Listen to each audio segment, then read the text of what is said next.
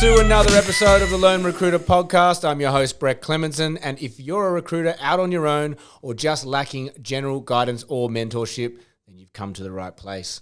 Our daily episodes are designed to give you the motivation, advice, and strategies you need to succeed as a lone recruiter. So join us, grab a cup of coffee or iced coffee today, and let's take your desk to another level. Today, I want to talk to you about invoices. More specifically, what to do when they don't get paid. How do you not only manage to pull the money out of your clients, but also how do you juggle your own cash flow in the process? And I'm sure you've all been there before. And I'll start this episode by saying we are recruiters, okay? We are not accountants. And if you are on your own recruiting and you think you are an accountant, just outsource that as quickly as you can. It is a waste of your time. I was super lucky. My mum was an accountant and financial advisor for 30 years. So I had someone to lean on. It was phenomenal help. You don't know what you don't know. And I'll also start this episode off by saying this is not financial advice. This is just what I've done in the past to help myself out and our situations. And you can take from that what you want. But if you want proper financial advice, please talk to an accountant or your financial advisor. This episode was prompted by a scenario that happened to us not that long ago. We had about $250,000 worth of invoices due over the course of 10 days, and a perfect storm happened. None of them got paid. And what I want to do is just run you through what we had to do, because obviously for a business our size, that can be quite stressful. So what I'm going to do is break this down into three key strategies. So one, what is a perfect invoicing strategy to avoid these things? Two, what is your follow-up protocol when invoices are overdue? Not a lot of people have those. And then three, what can you do to cover your cash flow in the interim? Because that's the lifeblood of your business. So, one, what is a perfect invoicing strategy? Now, I can't protest to say this is the perfect strategy. It works for us, okay? And we get a pretty high payment rate for our invoices, and I don't think we've got many that are outstanding. So there must be some method to the madness. So my first question for you is, where do you track your invoices? Is it in your ATS? Is it through your accounting software? Is it on a spreadsheet? Is it in a calendar? Is it in your cash flow, or is it a combination? But the first point is you need to know where you're tracking your invoice, and you need to live and die by that thing. Two, who's in charge of your invoices? Is it you? Is it your bookkeeper? Is it a staff member? You need to be super crystal clear on who runs your invoicing, because I believe it should be one person and one person only. It shouldn't be multiple people. You're a small business, I'm assuming. And three, when do you send your invoices? Now, this is the big one for me. And I'm going to have some material available on our mailing list after this, so make sure you sign up. But in terms of sending invoices, for me, there's some pretty critical points that you need to hit on. So first of all, most recruitment agencies invoice on start date. So do you send it on that day? Do you send it earlier than that start date to give your client as much time as possible? So whenever you start your invoicing cycle, make sure you have a clear idea of what that is. Let's just assume it's on start date of the candidate. We would typically then have 7 to 14 day payment terms, some up to 30. So about 5 days before your invoice is actually due, just do a friendly reminder. Just an automated, hi, this is a friendly reminder. It's 5 days before this invoice is due. Any issues, give me a call. At least it gets it to the top of the pile. And then 1 day before, I'd do another friendly reminder. Hey, friendly reminder, your invoice is due tomorrow. Please ignore this if it's already been paid. This is an automatic email. And then again, the next day, a friendly reminder that today this invoice is due. Now, you will get some clients from time to time saying this is overkill. Just lean on the fact that it's an accounting automation. I'm sorry if it annoys you. I can click you off that. But most often than not, it won't happen. And it's super important that they get those reminders, because if stuff starts to go wrong, you need to show that you've demonstrated that this is very clearly laid out. So another little bit on invoices, that a little side note, is that I actually like to include any discounts that we've given on invoices. So we all know as recruiters, we have ideal scenario for percentage that we charge, but more than likely than not, there's a bit of a discount involved there. A lot of the time clients forget you've had that dance, or it was another HR person, or it was a previous negotiation. For me, it's super important and to make that clear that, hey, there's actually a discount attributed to this invoice. The moment, I used to always get asked for discounts when that invoice came, but the moment I put the actual discount amount, let's just say we want to charge 20%, but we're only charging 17.5%, that 2.5% saving needs to be articulated, and almost guarantee you can have way less of those awkward conversations when the invoice comes out. Little side tip. Another little side tip, and it could be this company or another one, but we have a company called Select Pay, and that goes out with our invoices. It's basically a payment structure for our clients. If they can't pay the invoice in one hit, it gives them the option to do it over 4 months. Pay a little percentage on top, but again, it's a payment option to show to your clients that, hey, sometimes it gets a bit tight. We've got an option for you. That's been helpful too. So that's, for me, a perfect invoicing strategy leading up to getting the payment. So, which then leads into number 2, which is what's your follow-up protocol for overdue invoices? Now, this is the important one. I've spoken to so many recruiters who are on their own, and they all say the same thing. I hate invoicing. Like, why? Oh, just when they don't pay, it feels so awkward. It shouldn't feel awkward. They owe you money. That's the first thing. They owe you money. Like, they should feel awkward not having paid you yet. But they feel awkward because, and it's really difficult as a recruiter because you have a relationship that you provide a service for, and you want to keep that relationship warm and happy and friendly. But on the other hand, friction comes pretty quickly when the money doesn't come. So I think if you're operating on your own, it's really hard to balance that. But again, if you've got an automated process, you can lean on that and just go, oh, that's just the accounts. Always lean on the accounts. It keeps you as, I can come in and soften this if we need to. But it's super important you get your money. So I would do, the day after it hasn't been paid, I'd do one or two things. And I'm toss up. I'm not sure. It depends on the client. Either an automated first reminder that the invoice is overdue, and do that the day after, still friendly, or you call. And if it's a really good client, I would typically go, hey, that invoice I sent you, it was meant to be paid yesterday. Do you know what happened to it?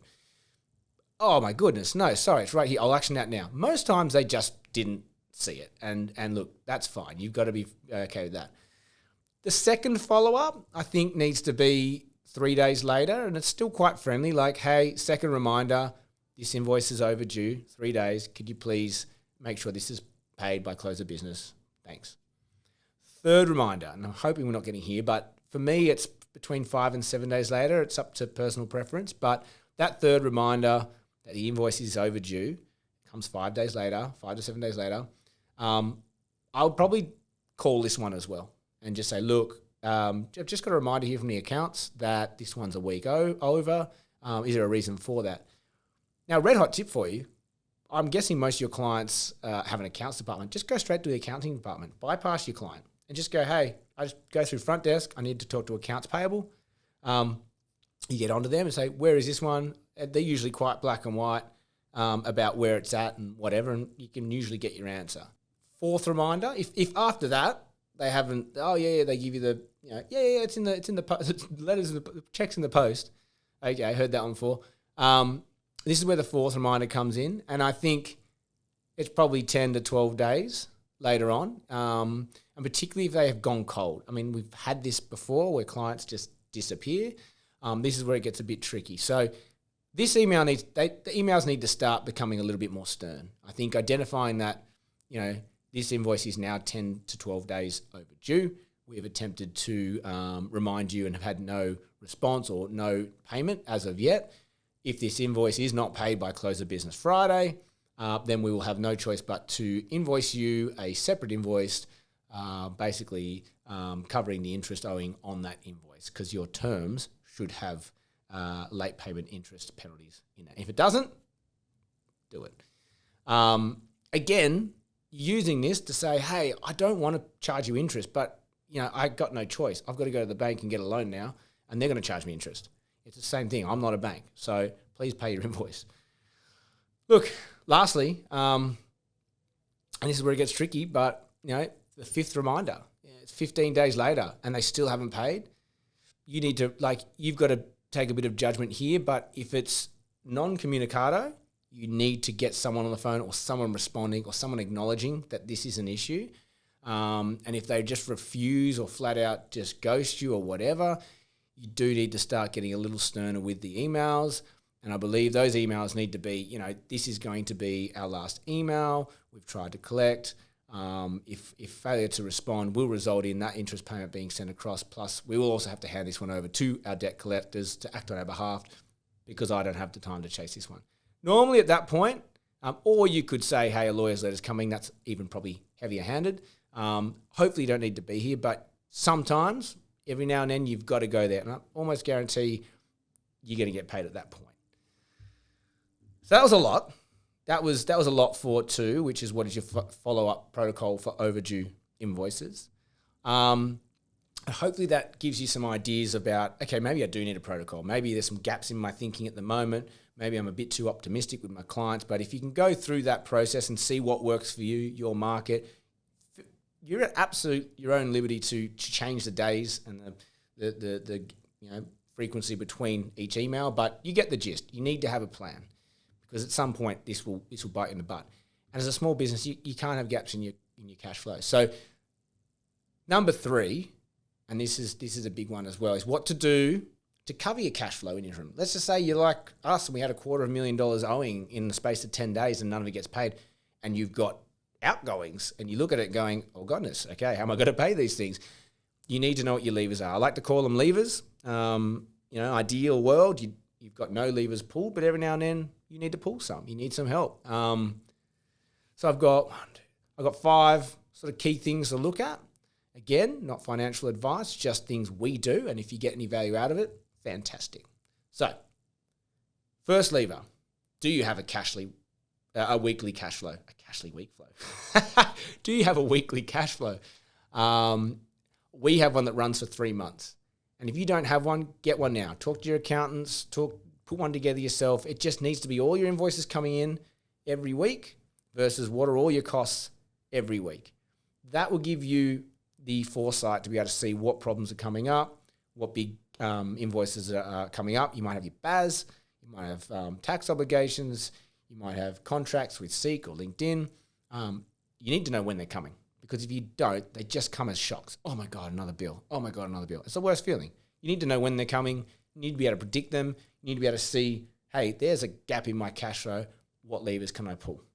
So we're recruiters. The first thing I would urge you to do is generate more money. It's pretty simple. But can you go and load up on retainers? Can you go and get upfront payments for those retainers? I think that's the quickest way to get a gap filled. Another one that's good is somehow spreading out some of those big payments that might be coming in. The ATO's one. If you've got a number of staff with you, you've probably got a BAS that's in the 10s, 20s, 30s, $50,000 a quarter, and they can come in one hit. Go and tell the ATO, I need that on a payment plan. There's a little bit of interest that goes with it, but you'll see it go from a big lump to spread out over 13 weeks. It can be an absolute lifesaver.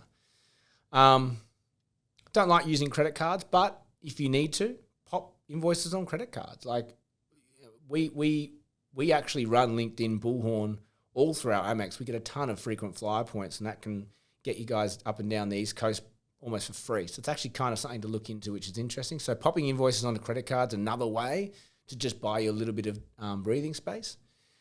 I mentioned invoice financing before, or Select Pay, and it can work the reverse way, where you give them an invoice and they give you an upfront payment for that invoice, and then they charge you a small interest rate on top of that. That's another great way to fill some holes in your cash flow.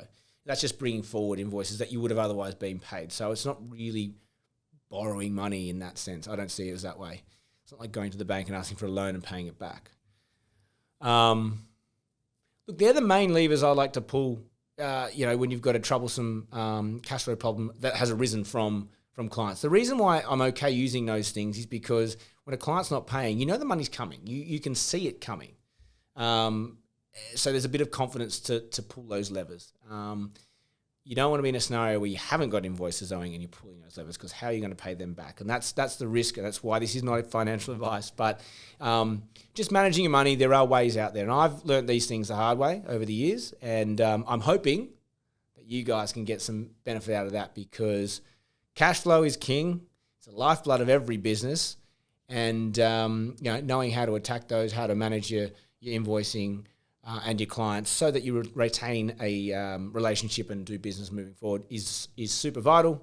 And then obviously the short-term ramifications on yourself for your own cash flow. Hopefully we've given you some ideas there. Again, we'll mail this stuff out if you're on the mailing list, so please jump onto that. It's info@thelonerecruiter.com. This is all we have time for today. I think we've gone well over. There's a lot of information there. I am sorry, but I'm not sorry, because hopefully you got something out of it. Like I said, join the mailing list. Let's receive today's episode material. I'll put in the cash flow model. I'll put in some stuff about select pay. I'll give an example invoice, and maybe even some email templates. We'll see what we can get to you. But if you got any value out of today's episode, please subscribe, follow us on LinkedIn, share and recommend this podcast. It really does help us grow and get this out to a wider audience. Have an amazing day, and may all your deals come true.